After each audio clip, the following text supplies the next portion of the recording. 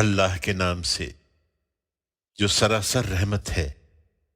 جس کی شفقت ابدی ہے۔ تم پر مردار اور خون اور سور کا گوشت اور خدا کے سوا کسی اور کے نام کا ذبیحہ حرام ٹھہرایا گیا ہے، اور اسی کے تحت وہ جانور بھی جو گلا گھٹنے سے مرا ہو، جو چوٹ سے مرا ہو،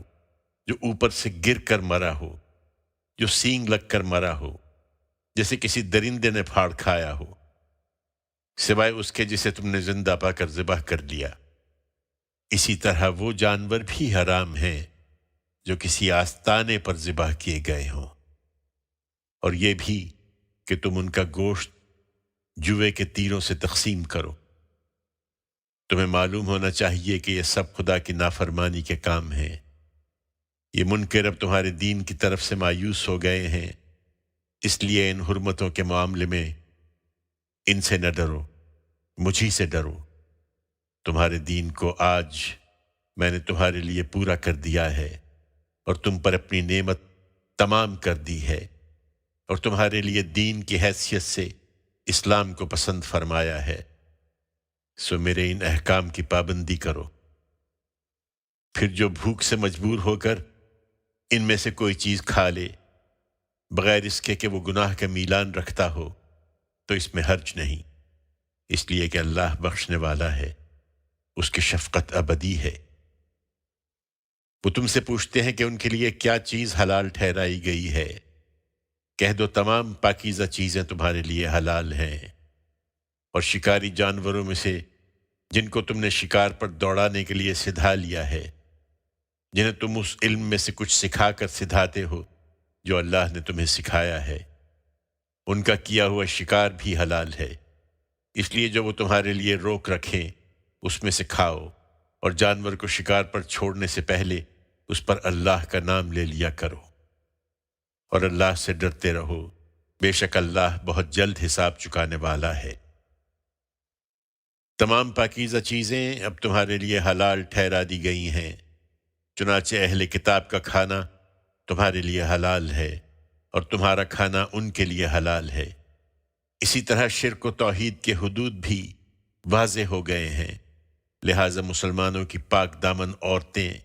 تمہارے لیے حلال ہیں، اور ان لوگوں کی پاک دامن عورتیں بھی حلال ہیں جنہیں تم سے پہلے کتاب دی گئی، جب تم ان کے مہر انہیں ادا کر دیتے ہو، اس شرط کے ساتھ کہ تم بھی پاک دامن رہنے والے ہو، نہ بدکاری کرنے والے اور نہ چوری چھپے آشنائی کرنے والے۔ اپنے ایمان کو البتہ ہر حال میں خالص رکھو، اور جانتے رہو کہ جو ایمان کے منکر ہوں گے ان کی سب محنت ضائع ہوئی، اور قیامت کے دن وہ نامرادوں میں سے ہوں گے۔ ایمان والو، یہی پاکیزگی خدا کے حضور میں آنے کے لیے بھی چاہیے، لہذا جب نماز کے لیے اٹھو تو اپنے منہ اور ہاتھ کوہنیوں تک دھو لو، اور سروں کا مسح کرو، اور ٹخنوں تک پاؤں بھی دھو لو، اور اگر جنابت کی حالت میں ہو تو نہا کر پاک ہو جاؤ، اور اگر کبھی ایسا ہو کہ تم بیمار ہو یا سفر میں ہو، یا تم میں سے کوئی رفع حاجت کر کے آئے، یا عورتوں سے مباشرت کی ہو اور تم کو پانی نہ ملے، تو کوئی پاک جگہ دیکھو اور اس سے اپنے چہروں اور ہاتھوں کا مسح کر لو۔ اللہ تم پر کوئی تنگی نہیں ڈالنا چاہتا، لیکن یہ ضرور چاہتا ہے کہ تمہیں پاکیزہ بنائے، اس لیے وضو اور غسل کا پابند بناتا ہے، اور چاہتا ہے کہ اپنی نعمت تم پر تمام کرے،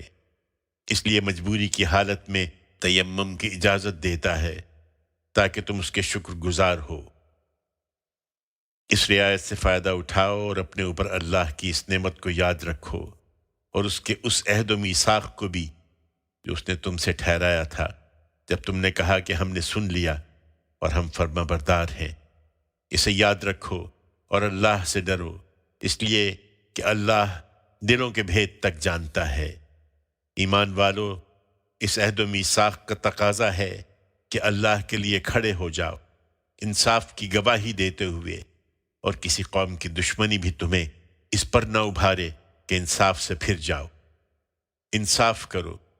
یہ تقوی سے زیادہ قریب ہے، اور اللہ سے ڈرتے رہو، اس لیے کہ اللہ تمہارے ہر عمل سے باخبر ہے۔ اللہ نے ان لوگوں سے وعدہ کر رکھا ہے جو ایمان لائے اور جنہوں نے نیک عمل کیے ہیں، کہ ان کے لیے مغفرت اور اجر عظیم ہے۔ اس کے برخلاف جو منکر ہیں اور انہوں نے ہماری آیتوں کو جھٹلایا ہے، وہی دوزخ میں جانے والے ہیں۔ ایمان والو،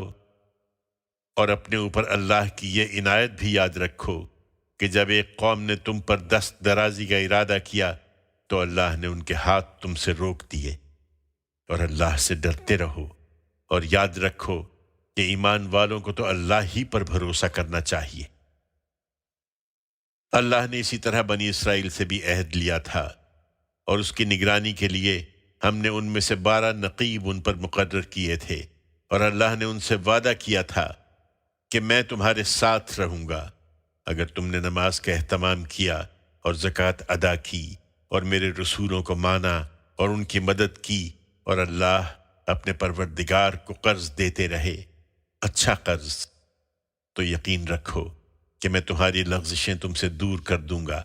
اور تمہیں ضرور ایسے باغوں میں داخل کروں گا جن کے نیچے نہریں بہتی ہوں گی۔ پھر اس عہد و میثاق کے بعد بھی جو تم میں سے منکر ہوں تو انہیں معلوم ہونا چاہیے کہ وہ سیدھی راہ سے بھٹک گئے ہیں، سو اپنے اس عہد کو توڑ دینے ہی کی وجہ سے ہم نے ان پر لعنت کی اور ان کے دل سخت کر دیے۔ اب ان کی حالت یہ ہے کہ یہ کلام کو اس کے موقع و محل سے ہٹا دیتے ہیں، اور جس چیز کے ذریعے سے انہیں یاد دہانی کی گئی تھی اس کا ایک حصہ بھلا بیٹھے ہیں، اور یہ اسی کا نتیجہ ہے کہ آئے دن تم ان کی کسی نہ کسی خیانت کی خبر پاتے ہو۔ ان میں سے بہت تھوڑے ہیں جو ان چیزوں سے بچے ہوئے ہیں، ان سے اب تم کسی خیر کی توقع نہیں کر سکتے، سو معاف کرو اے پیغمبر، اور ان سے درگزر کرتے رہو، اس لیے کہ اللہ ان لوگوں کو پسند کرتا ہے جو احسان کا طریقہ اختیار کرتے ہیں۔ اسی طرح ہم نے ان سے بھی عہد لیا تھا جو کہتے ہیں کہ ہم نصارہ ہیں، پھر جس چیز کے ذریعے سے انہیں یاد دہانی کی گئی اس کا ایک حصہ وہ بھی بھلا بیٹھے، تو ہم نے قیامت تک کے لیے ان دونوں کے درمیان بغض و عداوت کی آگ بھڑکا دی، اب اسی میں جل رہے ہیں، اور اللہ ان قریب انہیں بتا دے گا جو کچھ یہ کرتے رہے ہیں۔ اے اہل کتاب، ہمارا پیغمبر تمہارے پاس آ گیا ہے، جو کتاب الہی کی وہ بہت سی باتیں تمہارے لیے کھول رہا ہے جنہیں تم چھپاتے رہے ہو، اور بہت سی باتیں نظر انداز بھی کر رہا ہے۔ تمہارے پاس یہ اللہ کی طرف سے ایک روشنی آ گئی ہے، یعنی ایک ایسی کتاب جو دین و شریعت سے متعلق ہر چیز کو واضح کر دینے والی ہے۔ اس کے ذریعے سے اللہ ان لوگوں کو جو اس کی خوشنودی چاہتے ہیں سلامتی کی راہیں دکھاتا ہے، اور اپنی توفیق و عنایت سے انہیں اندھیروں سے نکال کر روشنی کی طرف لاتا ہے، اور ایک سیدھی راہ کی طرف ان کی رہنمائی کرتا ہے۔ اس میں شبہ نہیں کہ ان لوگوں نے کفر کیا ہے جنہوں نے کہا کہ اللہ تو یہی مسیح ابن مریم ہے۔ ان سے پوچھو کہ اللہ کے آگے کس کا کچھ چلتا ہے؟ اگر وہ چاہے کہ مسیح ابن مریم کو، اس کی ماں کو اور تمام زمین والوں کو ہلاک کر دے، اس کے فیصلوں پر کوئی اثر انداز نہیں ہو سکتا، اس لیے کہ زمین اور آسمانوں اور ان کے درمیان میں جو کچھ ہے اس کی بادشاہی اللہ ہی کے لیے ہے۔ وہ جو کچھ چاہتا ہے پیدا کر دیتا ہے، اور اللہ ہر چیز پر قدرت رکھتا ہے۔ ان یہود و نصارہ کا دعویٰ ہے کہ ہم خدا کے بیٹے اور اس کے چہیتے ہیں۔ ان سے پوچھو پھر تمہارے گناہوں پر وہ تمہیں سزا کیوں دیتا رہا ہے؟ ہرگز نہیں، بلکہ تم بھی اس کے پیدا کیے ہوئے انسانوں میں سے انسان ہی ہو۔ وہ تم میں سے جس کو چاہے گا بخش دے گا، اور جس کو چاہے گا اپنے قانون کے مطابق سزا دے گا۔ اس کے فیصلوں پر کوئی اثر انداز نہیں ہو سکتا، اس لیے کہ زمین اور آسمانوں اور ان کے درمیان میں جو کچھ ہے اس کی بادشاہی اللہ ہی کے لیے ہے، اور تم میں سے ہر ایک کو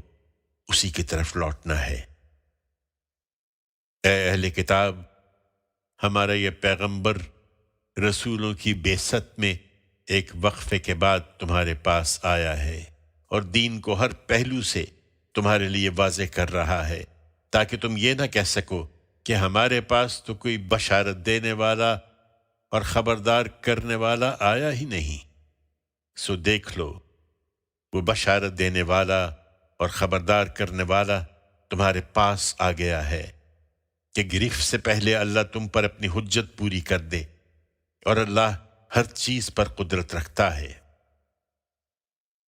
اپنے جرائم کی پاداش سے ڈرو اے اہل کتاب، اور یاد کرو وہ واقعہ جب موسیٰ نے اپنی قوم سے کہا، میری قوم کے لوگوں، اپنے اوپر اللہ کی اس نعمت کا خیال کرو کہ اس نے تم میں نبی بنائے اور تمہیں بادشاہ ٹھہرایا ہے، اور تمہیں وہ کچھ دے دیا ہے جو دنیا والوں میں سے اس نے کسی کو نہیں دیا ہے۔ میری قوم کے لوگوں، اس کے لیے اس مقدس سرزمین میں داخل ہو جاؤ جو اللہ نے تمہارے لیے لکھ دی ہے، اور اپنی پیٹھ پر الٹے نہ پھرو ورنہ نامراد ہو جاؤ گے۔ انہوں نے جواب دیا، موسیٰ، اس میں بڑے زبردست لوگ رہتے ہیں، ہم اس میں ہرگز داخل نہ ہوں گے جب تک وہ وہاں سے نکل نہ جائیں۔ ہاں، اگر وہ نکل جائیں تو ہم یقیناً داخل ہو جائیں گے۔ ان ڈرنے والوں میں 2 شخص البتہ ایسے تھے جن پر خدا کی عنایت تھی۔ انہوں نے کہا، تم اس شہر کے لوگوں پر چڑھائی کر کے اس کے دروازے میں گھس جاؤ، پھر جب اس میں گھس جاؤ گے تو تم ہی غالب رہو گے، اور اللہ ہی پر بھروسہ کرو اگر تم اس کے ماننے والے ہو۔ لیکن انہوں نے پھر یہی کہا کہ موسیٰ، جب تک وہ وہاں موجود ہیں ہم اس میں ہرگز کبھی داخل نہ ہوں گے، اس لیے تم اور تمہارا پروردگار دونوں جاؤ اور لڑو، ہم تو یہاں بیٹھے ہوئے ہیں۔ اس پر موسیٰ نے دعا کی کہ پروردگار، میری ذات اور میرے بھائی کے سوا کسی پر میرا کوئی اختیار نہیں ہے، لہٰذا تو ہمیں اور ان نافرمان لوگوں کو الگ الگ کر دے۔ فرمایا، یہی بات ہے تو یہ سرزمین 40 برسوں کے لیے ان پر حرام ہے، یہ زمین میں مارے مارے پھریں گے، اس لیے اب ان نافرمانوں پر افسوس نہ کرو۔ تمہاری مخالفت میں اب یہ آمادہ فساد ہیں اے پیغمبر، انہیں آدم کے 2 بیٹوں کا قصہ سناؤ۔ ٹھیک ٹھیک، جب ان دونوں نے قربانی پیش کی تو ان میں سے ایک کی قربانی قبول کر لی گئی اور دوسرے کی قبول نہیں کی گئی۔ پھر جس کی قربانی قبول نہیں کی گئی اس نے کہا، میں تجھے مار ڈالوں گا۔ دوسرے نے جواب دیا، اللہ تو اپنے انہی بندوں کی قربانی قبول کرتا ہے جو اس سے ڈرنے والے ہوں۔ تم مجھے قتل کرنے کے لیے اپنا ہاتھ مجھ پر اٹھاؤ گے تو بھی میں تمہارے قتل کے لیے تم پر اپنا ہاتھ اٹھانے والا نہیں ہوں۔ میں اللہ رب العالمین سے ڈرتا ہوں۔ میں چاہتا ہوں کہ تم نے میرے قتل کا ارادہ کر لیا ہے تو اپنے اور میرے گناہ کا بار تم ہی لے جاؤ اور دوزخی بن کر رہو۔ اس طرح کے ظالموں کی یہی سزا ہے۔